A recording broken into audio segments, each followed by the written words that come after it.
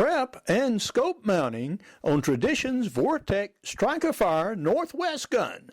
William Hovey Smith, 2013.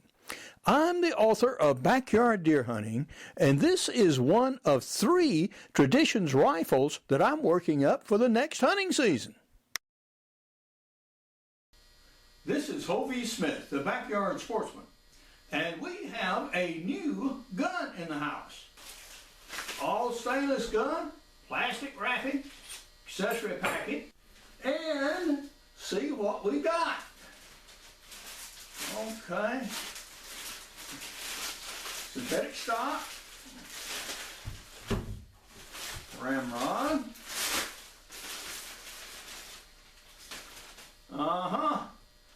rubber grip overlay so you have a grip, and no hammer. You've noticed no hammer here. All right. Now this is also the Northwest gun. A hole right here. Yeah, this fits the requirements of some states like Washington and Oregon that you must have exposed ignition in muzzleloading guns to be legal during their muzzleloading season. So this gun fills that bill.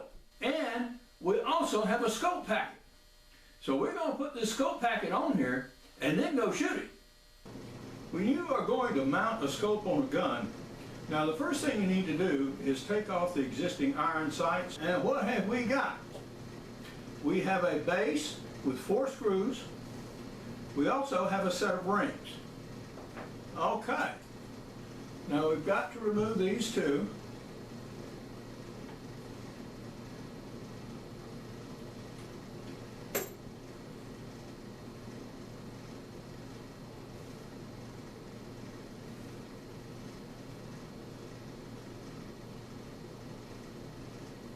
Okay.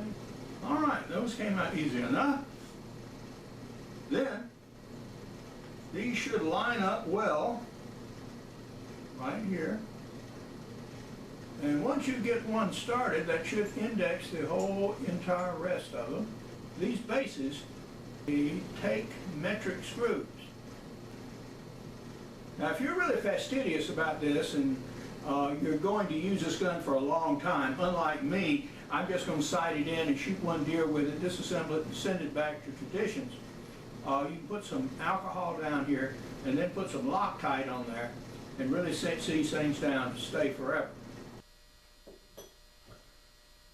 Scope in. Base. And then you start screwing up. That didn't sound quite right, did it?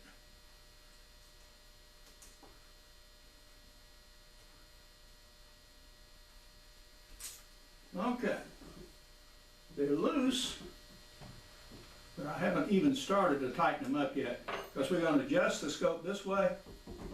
So we want it so it will still turn freely for a while.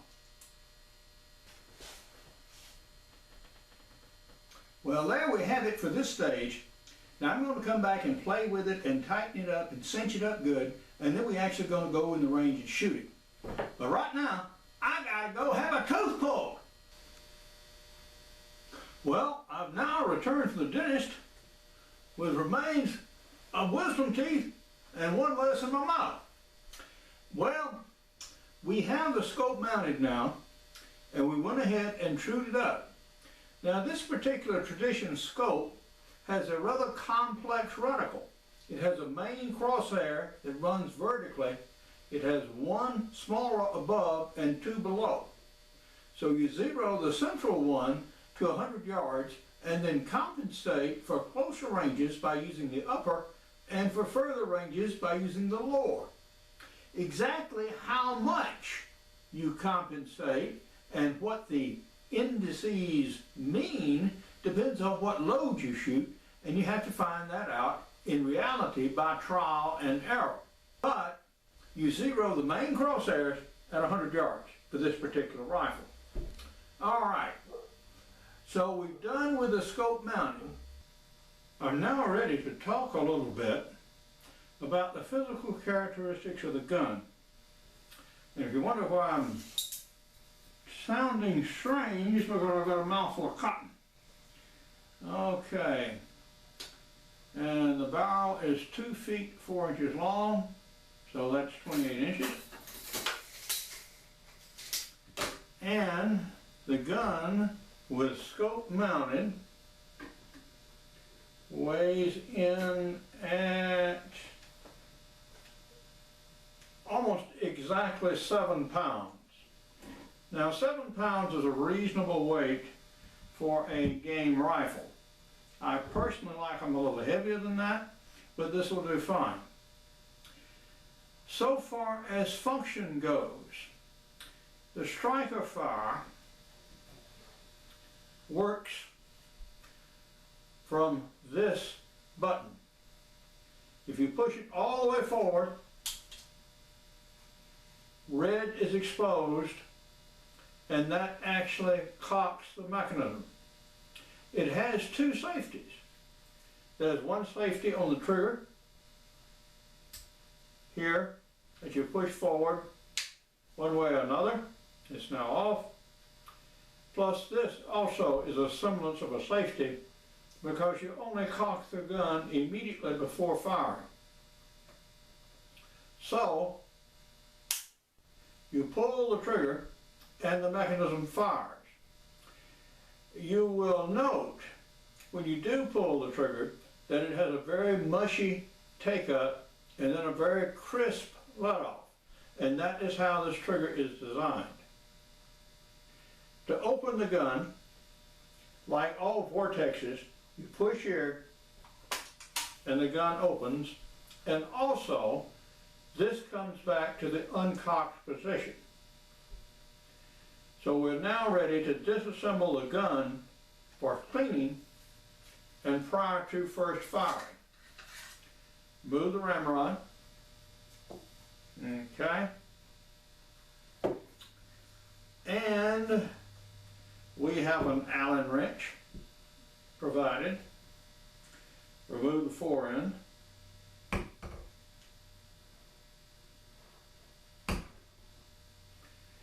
There is one screw here that you take out. Okay. Now you can do this with the gun open or closed, and now the fore-end should just fall away, like that. All right.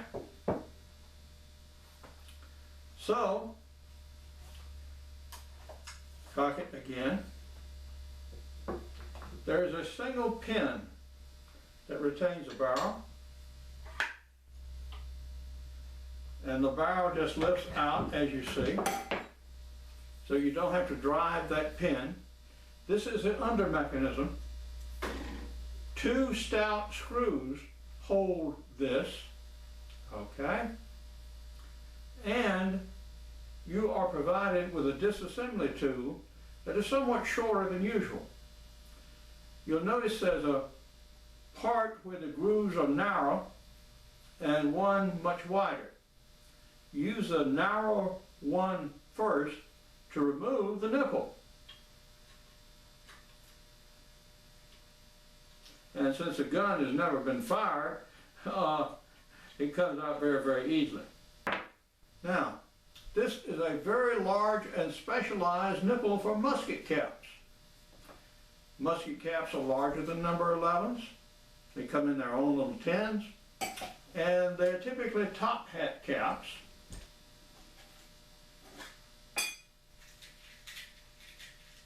Like this, that may or may not be flanged. Most are flanged, however, and these particular ones are made by CCI. Okay, first item out. Second item out is the breech plug itself. Okay, I'm going to use the cheater here to move it. All right, it broke a little bit.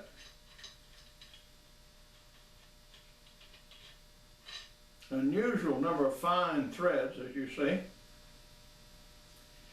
This is cup shaped on the end. It sort of helps ignition and keeps it more uniform. Okay? So now you have the barrel, and it's free. We have on the table some rubbing alcohol.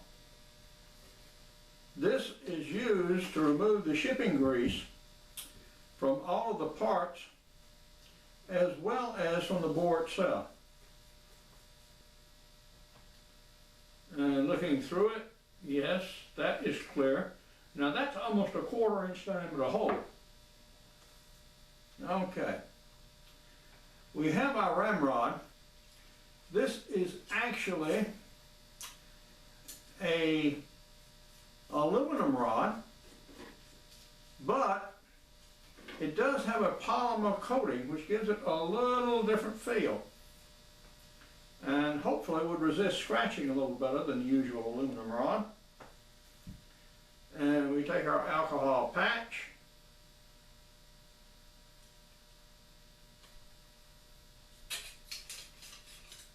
and we run it through the bore, and that has some miscellaneous gunk on it. Okay, we do it a second time.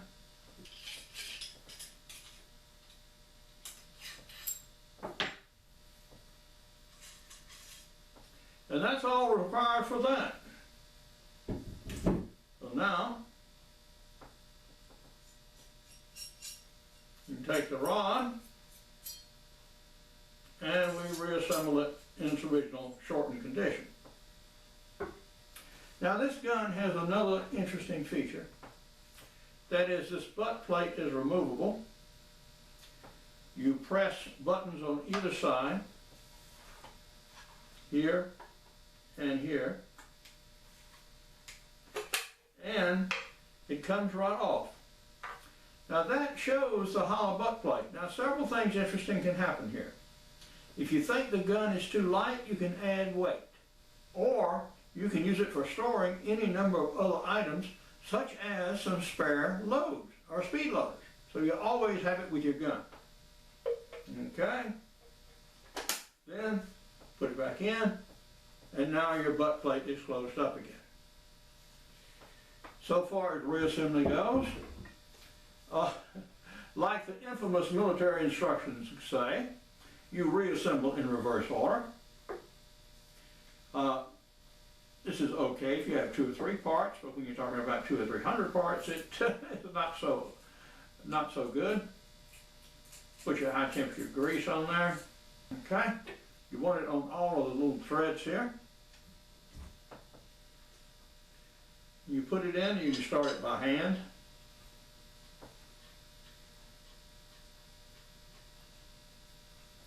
And again, with your tool here, screw it back in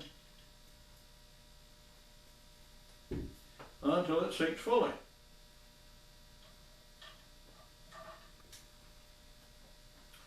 Then you use your rod and you give it just a slight just to make sure it's seated. You don't really have to tighten it within 1 inch of its life. Similarly, with the nipple, apply grease, and you start it in the rear of the barrel.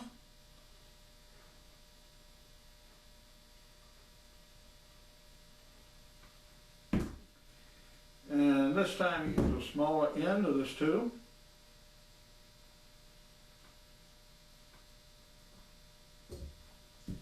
And similarly, cinch it up. Now because this is a musket cap nipple, it is a little hotter and gives more flame than number 11 caps.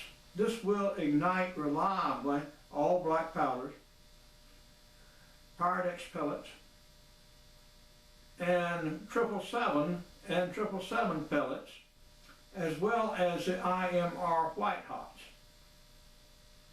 If you're using any of these and have problems, then go back a step. Instead of using white hots, try 777s. If 777s give problems, then go to Pyrex pellets. If that gives problems, then 777 powder or the old reliable black powder will always go. So in order of ignition difficulty, The easiest is black powder, Pyrex, Pyrex pellets, 777 pellets, and IMR white hots. Now other substitute powders may also be used, like Chotney's Gold. All right, got that done. Like your old single barrel shotgun, clunk, clunk. Now that's solid. All right, and you index your forend back into the grooves like this. You take your screw, put it back in, and use your Allen wrench to reattach it.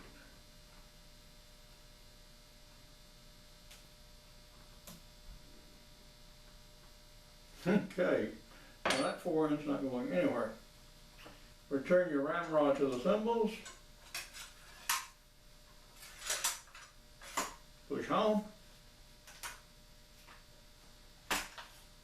Function check. Yep. And we're ready to take it out to the range now and shoot it. Besides backyard deer hunting, I have other books, including Extreme Muzzleloading, as well as a new 8-book ebook series that'll be out in 2013. Now, among these books are muzzleloaders for hunters, as well as hunting big and small game with muzzleloading pistols. For more information on my books, blogs, and videos, go to my website at www.hoveysmith.com. Good hunting and good eating from the outdoors. Goodbye and God bless.